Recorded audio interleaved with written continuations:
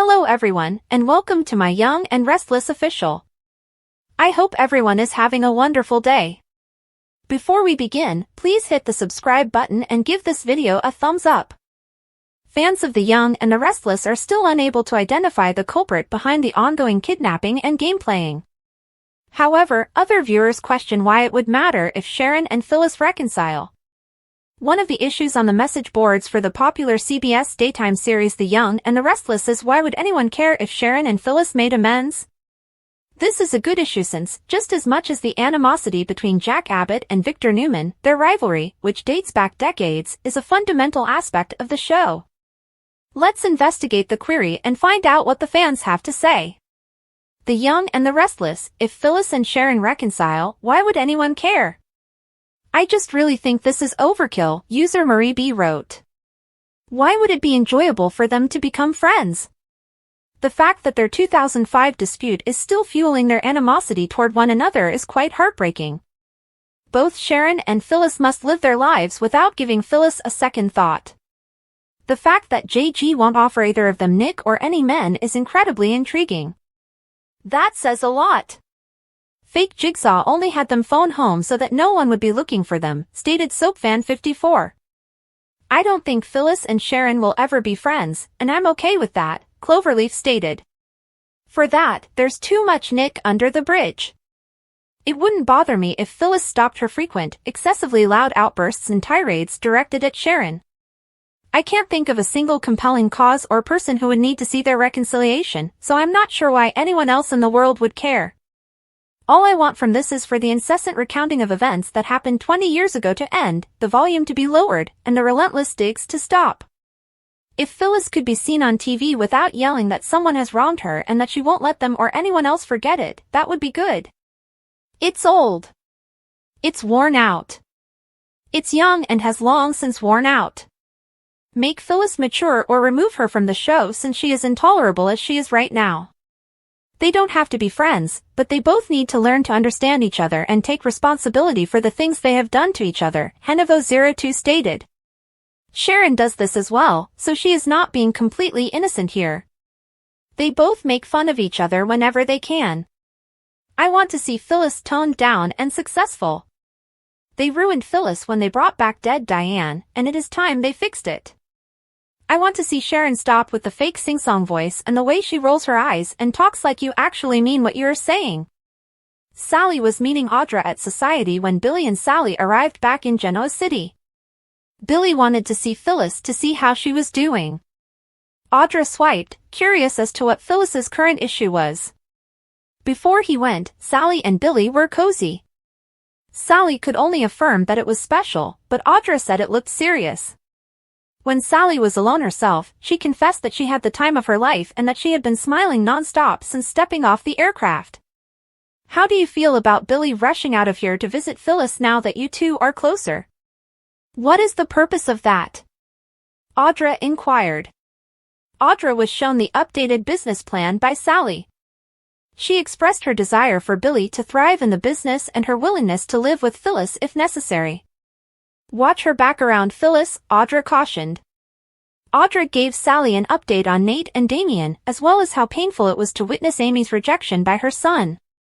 Sally was moved by Audra's affection for Amy as she spoke about her. When Holden entered, Sally saw a shift in Audra's attitude. Holden was introduced to Sally by Audra. They struck up a conversation, but Sally could sense Audra's tension. Holden essentially left the conversation when Audra went away, and Sally questioned Audra about it. Audra told Sally the entire tale. She acknowledged that, contrary to what she had told Nate, her connection with Holden in LA had been more than a few dates. She claimed that it began when he assisted her in resolving a conflict with some demanding music producers that Nate was acquainted with. But Holden enjoyed living on the edge, and their relationship grew more passionate. He persisted in pushing the envelope until she was forced to end their relationship, and it wasn't pleasant. She was eager for him to return to Los Angeles. She didn't want Nate to ruin her happiness with him. Audra noticed Holden grinning and observing from the other side of the eatery. At 7 a.m., an alarm clock at the asylum roused Phyllis and Sharon from their slumber on the couch. Phyllis saw that their phones had been turned off again. Did whoever stole them spend the entire night there? Sharon wondered. The coffee maker began to brew when Phyllis remarked she needed some. Since everything was perfectly set up, Sharon burst out laughing. This was obviously well thought out, down to the last detail, she said. They questioned the voice about the day's strategy. In case it was tainted with drugs, Sharon didn't want to consume it. They began discussing how Sharon had been under the influence of drugs for several months. After giving her a cup of coffee, Phyllis inquired as to whether she preferred milk or sugar. Sharon questioned why Phyllis was treating her politely now. Sharon was informed by Phyllis that they had to put aside their hatred for one another in order to go on. Sharon concurred. The siren and the voice asking if they were ready to play disturbed them. Their phones rang. Sharon read, "I'm dark and gooey, bubbling and flowing, but there's acid behind the sweetness." It was a reference to the chocolate fountain where they had fought, and Phyllis knew it. When Phyllis did a hit article on her in Restless style, they revisited the incident. Sharon acknowledged that she regretted shoving Phyllis into the chocolate fountain since it was immature. She shouldn't have dragged her into the chocolate immediately after, Phyllis concurred. According to Phyllis, they were there to confront Nick, the true cause of their long-standing animosity. Phyllis was reminded by Sharon that their relationship started when she and Nick shared a bed. That's ancient history, Phyllis remarked, pausing. She became agitated and screamed at the speaker, demanding to know why they felt the need to amuse themselves by watching them reminisce. Phyllis claimed that she and Sharon had endured a terrible ordeal. She sobbed to Sharon, "Why are they doing this?" He indicated they may move forward if they followed his rules after Sharon informed the speaker that they had solved both of his riddles. She questioned, "What's the point of playing the game if we can't win?" It was a legitimate request, the voice informed them. He declared, "I will think about a commensurate prize." Sharon was scolded by Phyllis for ruining everything for them. Sharon reassured her that she wasn't displaying fear and that she was complying with their agreement. After a heated argument, Phyllis and Sharon concluded they couldn't cooperate. Daniel and Nick enjoyed coffee at Crimson Lights and discussed Phyllis and Sharon, who had both called the previous evening to confirm they were not missing. According to Nick, that didn't make sense to him. He claimed that Sharon would be aware that the girls would become alarmed and want to check in with her to make sure she was all right if she disappeared for 10 minutes.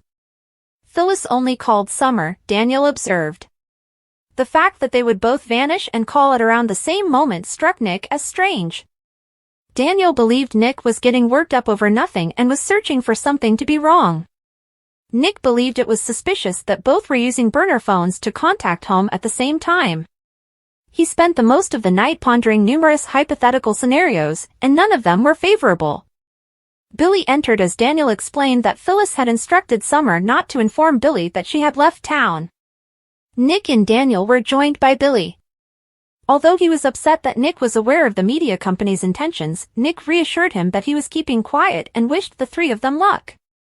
Billy inquired as to Phyllis's location. After speaking with Phyllis, Daniel assured Billy that she was doing well.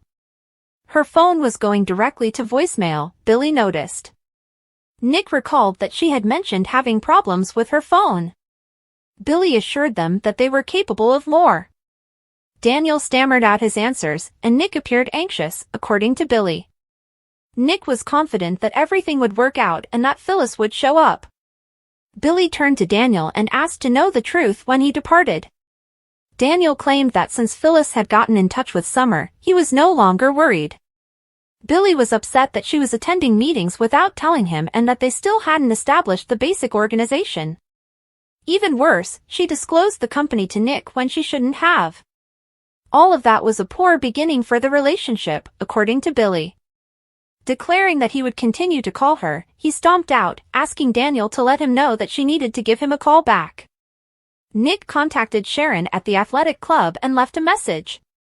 He informed her that he had made multiple attempts to call. He wanted her to call him back even after he assured the girls she was fine. At Crimson Lights, the atmosphere was tense as Nick sat across from Summer, who was visibly struggling to keep her composure. The disappearance of Phyllis had left her on edge, and she was desperately trying to make sense of the situation.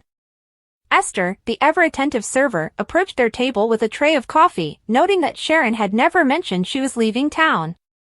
This observation only added to the growing unease. Chance soon joined them, but despite his calm demeanor, he admitted that he hadn't found any concrete clues to suggest Phyllis was missing. Summer, however, was adamant. Given the recent developments with her new business venture alongside Daniel, it made no sense for Phyllis to leave town abruptly. Nick nodded in agreement, his concern evident. Chance's phone buzzed with an update. Sharon hadn't checked into any spas or hotels in Sedona, further deepening the mystery. Nick pointed out that Sharon's car was missing from the ranch, but Chance countered that she hadn't boarded any flights either. Summer drew a parallel to a past incident where Sharon had claimed to be in Madison but was actually holed up in a local motel. Nick, however, insisted that Sharon was in a good place mentally and emotionally, and Chance agreed that she wouldn't intentionally cause everyone to worry. Nick's frustration was palpable as he lamented his inability to protect the people he cared about when they went AWOL. He was almost certain that whatever was happening with Sharon and Phyllis wasn't good. Meanwhile, at Billy's place, Daniel was deep in conversation with Billy, trying to piece together any theories about Phyllis's whereabouts. Billy recalled how Phyllis had been incredibly enthusiastic about their new business venture when he was in Paris, calling him incessantly with ideas and updates. For her to vanish now seemed completely out of character. Daniel then revealed that Sharon had also disappeared around the same time, and both women had called home using burner phones simultaneously. This strange coincidence led Daniel to wonder if the two had left town together, intentionally keeping their whereabouts a secret. Billy considered the possibility that Phyllis might have wanted to move past her tumultuous history with Sharon. However, he also entertained the idea that they might have been taken against their will. The two men joked that anyone who would force Phyllis and Sharon into the same room would likely regret it, as their fiery personalities would clash almost immediately. Daniel speculated that the only people crazy enough to orchestrate such a scheme would be Ian or Jordan, but both were dead.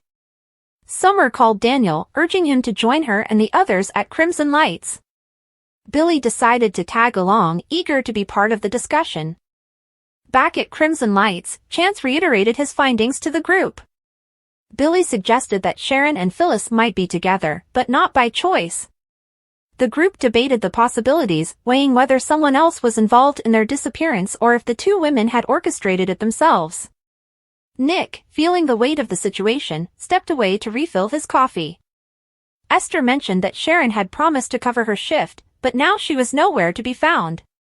Nick returned to the group and urged everyone to keep the disappearances under wraps for the time being. Chance received another call, this time with news that Sharon's car had been found at Cassidy First, though not in its usual spot. Chance requested the call details to track the burner phone locations, and Daniel noted that the situation was starting to feel like an official investigation. Nick admitted that he was struggling to fight the instinct to assume the worst, but the mounting evidence was making it increasingly difficult. In the confines of the asylum, Sharon and Phyllis were locked in a tense standoff. Sharon was meticulously going through books, searching for any clue that might reveal their captor's identity. Phyllis, however, was growing impatient, dismissing Sharon's efforts as a waste of time. She argued that their captor must have a connection to the asylum, possibly as a former doctor or patient. Phyllis speculated that the choice of location was a deliberate jab at Sharon's mental health history. Sharon, undeterred, countered that the riddles and clues left behind suggested someone who knew a great deal about their shared history. The two women bickered incessantly, their mutual disdain bubbling to the surface. Phyllis, frustrated and desperate, declared that she was willing to throw money at their captor if it meant securing their freedom. She was tired of the mind games and wanted out. Sharon, however, believed that the riddles were a crucial part of the captor's plan, designed to manipulate and provoke them. She suggested that their captor might be someone who had been deeply affected by their long-standing feud. Phyllis scoffed at the idea, accusing Sharon of framing Daniel in the past and suggesting that her actions might have been the catalyst for their current predicament. Sharon shot back, implying that Phyllis's inability to let go of grudges could have been the reason they were targeted. Their argument escalated as they debated whose children might be capable of orchestrating such a scheme. Sharon accused Phyllis and Summer of being behind it, prompting Phyllis to snap back, ready for a physical confrontation. the tension between them was palpable, and it seemed as though their captor's plan to pit them against each other was working. Sharon tried to reason with Phyllis, suggesting that their captor might want them at each other's throats. Phyllis, however, was beyond reason. She yelled at the speaker in the room, demanding to know whether they were supposed to finally get along or kill each other. She declared that she was ready for the latter. Phyllis, in a fit of rage, picked up a chair and threatened to break the window to attract attention. Sharon wrestled with her, pleading for her to think rationally. She reminded Phyllis that it was the middle of winter, and breaking the window would likely result in them freezing to death. Exhausted, they both collapsed onto the couch, the fight draining out of them. Sharon apologized for her earlier accusations, acknowledging that their captor was someone who knew them well and harbored deep-seated hatred for both of them. Phyllis, still seething, asked the speaker if he was entertained by their suffering. The voice responded coldly, stating that entertainment wasn't the point. The game was all that mattered, and it was time to continue. He posed another riddle: what is worth everything but costs nothing?